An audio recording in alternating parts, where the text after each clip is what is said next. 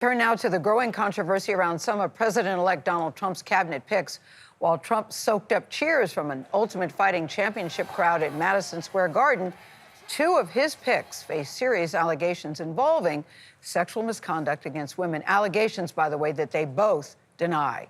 Caitlin Huey-Burns has the latest from West Palm Beach, Florida. Caitlin, good morning to you. This sure is getting very messy.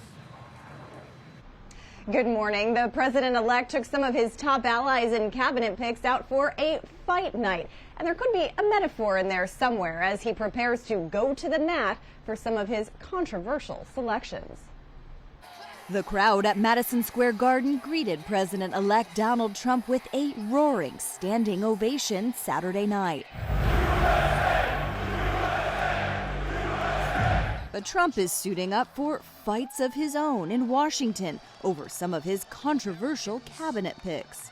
CBS News has learned Trump's choice to lead the Department of Defense, former Fox News host Pete Hegseth, paid a settlement to a woman who had accused him of sexual assault back in 2017. As first reported by the Washington Post, Hegseth's attorney told CBS News that the Army veteran paid the woman to ward off a baseless lawsuit that would have likely gotten him fired from Fox News, and that she initiated a consensual encounter while Hegseth was intoxicated. In a statement, a Trump team spokesman said Hegseth has vigorously denied any and all accusations and no charges were filed. I think he's a good pick, but once again, as allegations come out, we'll figure out if he can get confirmed or not. Another cabinet pick facing scrutiny is Trump's choice for Attorney General, former Florida Congressman Matt Gaetz. Gaetz abruptly resigned from Congress last week, just as the House Ethics Committee was preparing to release a report about his alleged sexual misconduct and illicit drug use, which he denies.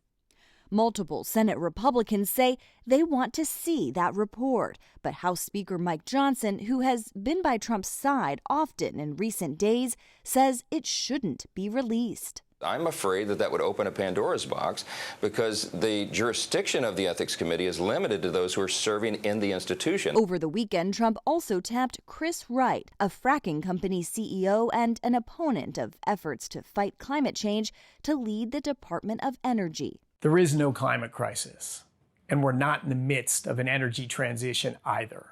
And the latest pick, Brendan Carr for FCC chairman. He's a senior Republican member of the FCC who has drawn attention over his contribution to Project 2025, the planning document Trump attempted to distance himself from during the campaign. In a post last night, Carr seemed to take aim at broadcast media, stating they're expected to operate in the public interest and the FCC plans to enforce this obligation. The remedies the FCC has ultimately would be license revocation if we find that it's egregious.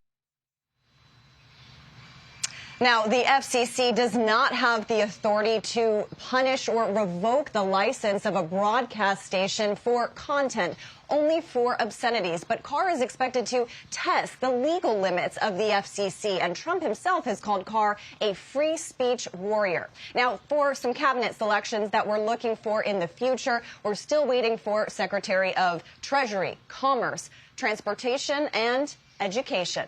Nate? All right, we will stay tuned for those decisions. Caitlin, thank you.